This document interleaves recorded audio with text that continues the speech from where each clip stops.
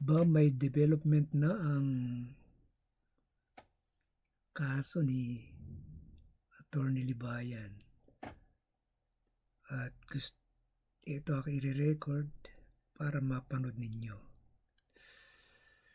Mukhang interesado talaga ako dito. Tingnan natin kung ano yung kanilang pinag-uusapan ni Attorney Trixie dito. Fearless forecast namin kahapon, medyo malabo po yung magiging kaso. So ulitin po natin. Yan, mga kabatas natin, sinabi niya at sorry sa mga Tulfonatics. Siyempre, gusto ko mga ganyan na vote of confidence kasi nagiging confident ako dun sa paglaban ko dito. Sinabi niya nga, nag-comment sila kahapon na malabo yung kaso na final laban sa akin. Pero siyempre, is it proper for me to be complacent? Siyempre, hindi. Ilalaban pa rin natin yan ng buong puso. Okay? Ngayon, doon naman sa mga nanonood sa akin lagi, like I said, I will be making a lot of content in relation to this case. Iisa-isahin natin at hihimay-himayin natin yan. Sasabihin ko sa inyo mga kabatas natin, I will try to discuss both sides. At saka syempre, tandaan nyo, while I'm discussing sides or I'm discussing my side, I may be employing tactics along the way. Alam ko naman, siyempre, napapanood, it is smart for the councils of Raffy Tulfo in Action Foundation to watch me. Di ba? Kung dinidiscuss ko itong kasong ito. And of course, hindi natin ibabiolate yung sub judice rule. Yun lang naman. Kaya lang, tulad ng sinasabi ko, tactics din yung ini-employ ko kapag ako ay nagdi-discuss. So like I always say, if I'm wrong, please correct me. Di ba? Ganun lang. Pero because this is an actual case that I'll be facing, di ba? Gagalingan ko. Tuloy natin. Si vlogger gumamit ng excerpt dun sa programa ng isang komentarista, nilagay niya dun sa kanyang vlog, tapos excerpt lang. Ito mga kabatas natin, kung sabi ko yun, Erwin is out, Raffy is next. Sabi ganyan. Ewan ko lang baka sabihin kasi ng mga tao, I don't have anything against the Tulfos. Okay? I don't know them personally. Parang nagpapapansin lang tong si Raffy Tulfo. Actually, Lester, sad to say na mali ka dyan. So, hindi na sila nagpa-play ng video ngayon. And it's very sad. Kasi syempre, biglang nagbago yung style ng content creation nila. Di ba? And I will not recommend you naman playing kasi baka sabihin nyo naman na itong si Attorney Libayan naghahanap ng katropa niya para makulong. Pero I'm still doing it.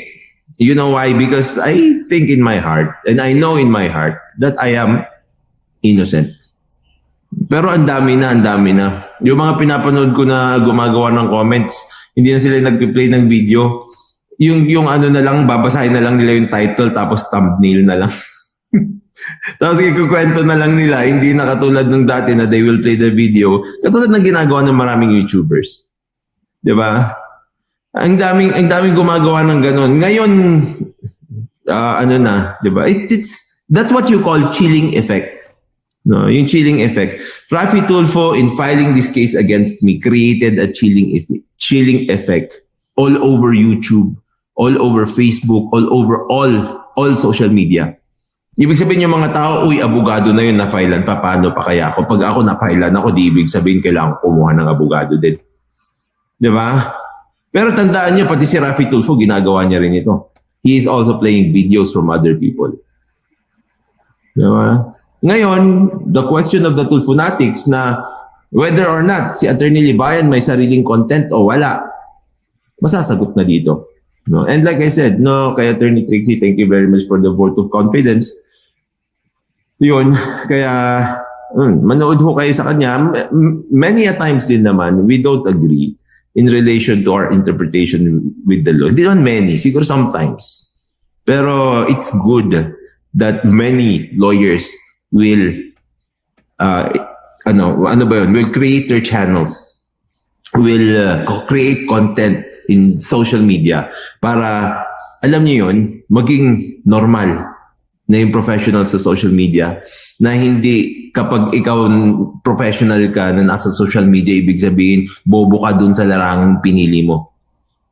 Alam niyo kung mas maraming lawyers ang nasa social media, mas maraming anggulo ng batas na makikita natin, mas maraming matatalinong tao ang mapapanood natin, ibig sabihin, maaambunan tayo ng kaalaman. Diba? So let's not discourage professionals to be in social media.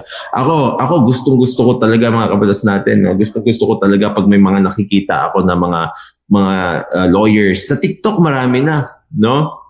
Mga ganda at mga gwapong TikTokerists na lawyers na nagtuturo ng batas natin. I'm very happy whenever I see that. And syempre, sana i-welcome natin sila. Diba? O, tuloy natin. natin. Dito, ang ano ba ang copyright? Unahin po natin yan. Ano ang copyright? Ang copyright ay isang form ng intellectual property. Ano ibig sabihin nun? So, meron tayong property. Halimbawa, kadalasan ang property, ang konsepto ng property ay yung pagmamayari natin. Something that we own. Yan, mga kabatas natin, explain niyo yung intellectual property, no? Siguro, ika-cut short ko na rin para hindi ko i-play ng mahaba yung kanyang video because this is 1 hour, no? Konti lang. Ita-digest ko yung sinasabi niya. Baka i-copyright niya rin ako kasi plinay ko yung video niya.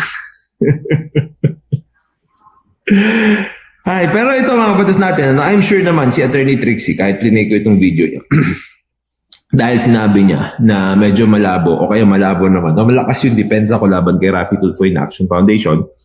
Hindi niya naman ako ika-copyright. Ito lang naman yung gusto niya sabihin dyan. No? Intellectual property.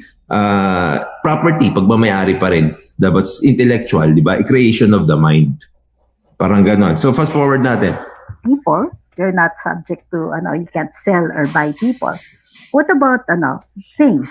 Yes, touch. So, movable property. Hi, my dog said hi. Movable property. May yung immovable. Anything attached to the immovable. Kung gusto nyo panoorin yung buo mga kabatas natin, panoorin nyo na lang doon sa kanyang channel. Attorney, isang channel niya. Yan, Luminous by TCA and AGB. So, yan lang ang gusto kong ipakita sa inyo. Thank you. Putulin na natin.